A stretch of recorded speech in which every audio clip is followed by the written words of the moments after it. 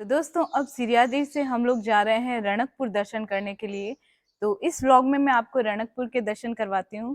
पूरी फैमिली के साथ जा रहे हैं, बस लेके जा रहे हैं। सिरियारी के दर्शन हो चुके हैं, तो अब हम लोग रणकपुर जाएंगे। रणकपुर दर्शन करके वापस वहां से सिरियारी ही आएंगे। तो इस व्लॉग में आपको सिर्फ रणकपुर के दर्शन करवाती हूँ। तो अब हम रणकपुर के लिए यहाँ से रवाना हो रहे हैं और हमारे साथ सारा परिवार। पहाड़ों से घिरा ये सिरियारी का धाम।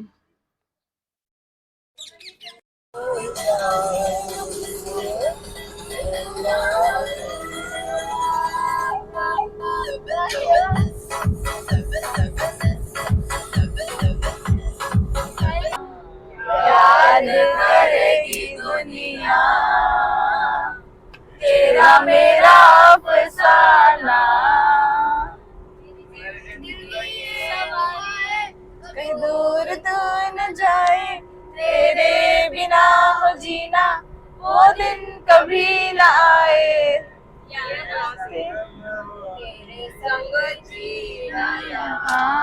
तो दोस्तों हमारा सफर शुरू हो चुका है, गाते मुस्कुराते हमेशा की तरह। पहले हम लोगों ने गाने सुने, उसके बाद अंतराक्षरी खेली और ऐसे ही हंसते हंसते हमारा सफर चालू हो गया। तो हम लोग रणकपुर जाने से पहले हम लोग जाने वाले हैं मूछाला महावीर भगवान के मंदिर। तो वहाँ पे हमारी जब बस रुकी तो उतरते ही सबसे पहले जो नज़ारा दिखा वो था बहुत सारे बंदरों का। मंदिर के बाहर इतने बंदर हैं, इतने बंदर हैं, लेकिन एकदम से डर गए। लेकिन वहाँ बोलते हैं कि कोई नुकसान नहीं करते हैं, वो आराम से बैठे रहते हैं। अगर आप कुछ खिलाओगे तो वो पास आएंगे, नहीं तो वो बैठे रहते हैं। तो वो दिखाऊंगी मैं आपको आगे। तो हम लोग आए हैं मूछ वाले महावीर स्वामी। मूछ वाले महावीर स्वामी के नाम से ये मंदिर है। तो ये मंदिर की जो मूर्ति है महावीर स्वामी की, वो 2600 साल पुरानी है और ये मंदिर 900 साल पुराना है। और यहाँ जो इस तीर्थंकरों की स्थापना होने वाली है वो अभी पूरा बना नहीं है, मंदिर साइड से बन रहा है पूरा। तो मैं आपको दिखाती हूँ।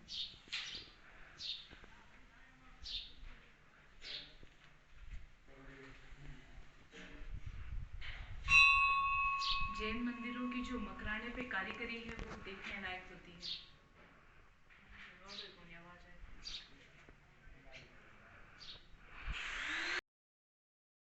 महावीर स्वामी के दर्शन करते हुए मुझे एक ही भजन याद आ रहा था, वो था महावीर तुम्हारे चरणों में श्रद्धा के कुसुम चढ़ाए, ऊंचे आदर्शों को अपना जीवन की ज्योति जगाए हम। तप संयम में शुभ साधन से आराध्य चरण आराधन से, बन मुक्त विचारों से सहसा अब आत्म विजय कर पाए हम। महावीर तुम्हारे चरणों में श्रद्धा के कुसुम चढ़ाए हम।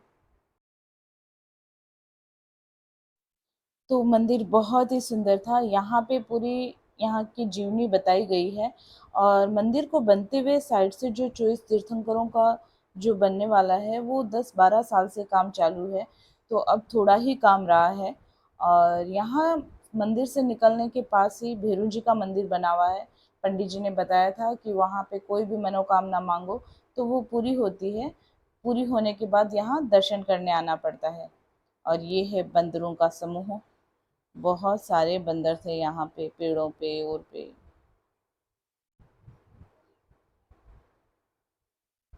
नुकसान तो कुछ नहीं पहुंचाते हैं। पंडित जी बोल रहे थे ये गांव के अंदर एक भी बंदर नहीं है, गांव के बाहर इतने बंदर है यहाँ पे।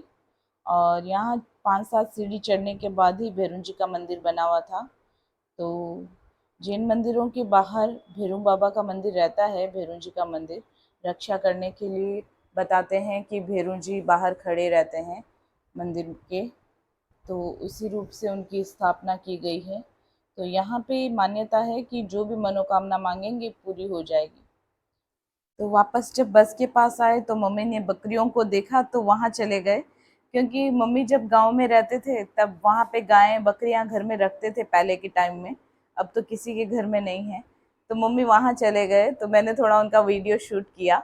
तो इस पहाड़ के ऊपर भी यहाँ पे एक मंदिर बना हुआ है, तो वहाँ पे भी जाना था लेकिन चढ़ाई थी तो हम लोग नहीं गए। मम्मी मस्ती करते करते वापस आ गए। तो बस अब यहाँ से रवाना होंगे। ये ऊपर है मंदिर एक, लेकिन जाना नहीं। अब यहाँ पे दर्शन करने के बाद हम लोग वापस रणकपुर के लिए रवाना हो चुके हैं। तो अब जाएंगे सीधा रणकपुर, दर्शन करेंगे। दोस्तों हम लोग पहुंच चुके हैं रणकपुर जैन तीर्थ धाम, जैन मंदिर।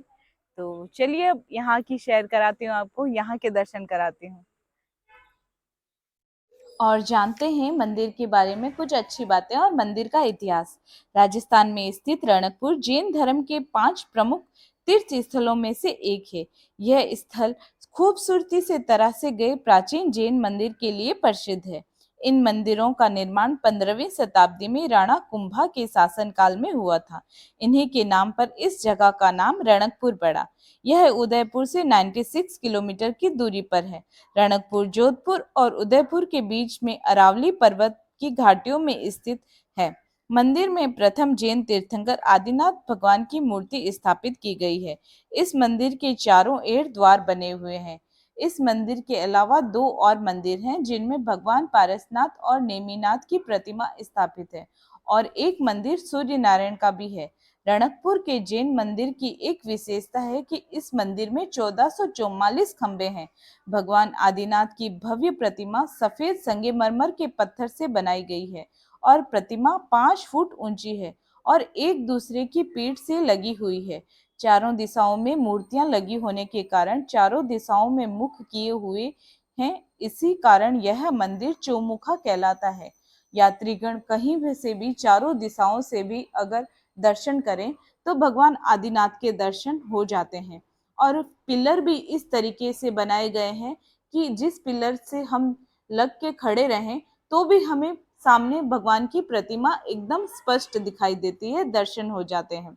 अगर आप कभी भी रणकपुर नहीं गए हुए हैं तो एक बार राजस्थान जाके रणकपुर जाएं और रणकपुर में आदिनाथ भगवान के दर्शन करें। सच में बहुत शानदार मंदिर है।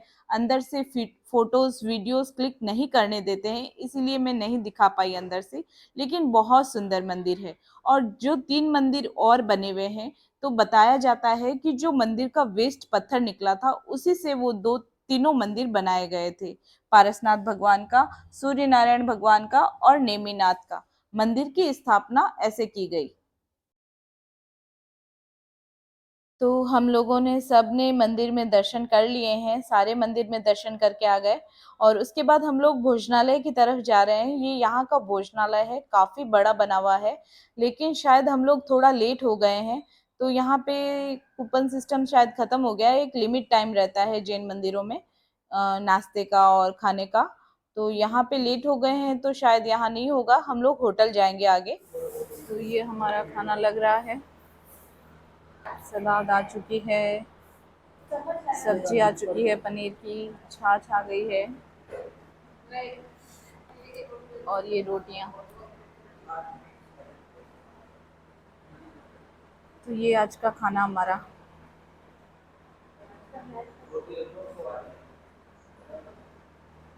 तो अब खाना शुरू करेंगे। तो दोस्तों आज का व्लॉग मैं बस यही एंड करती हूँ। अगर आपको मेरा व्लॉग अच्छा लगे तो चैनल को लाइक कीजिएगा और सब्सक्राइब कीजिएगा। Thank you, bye bye.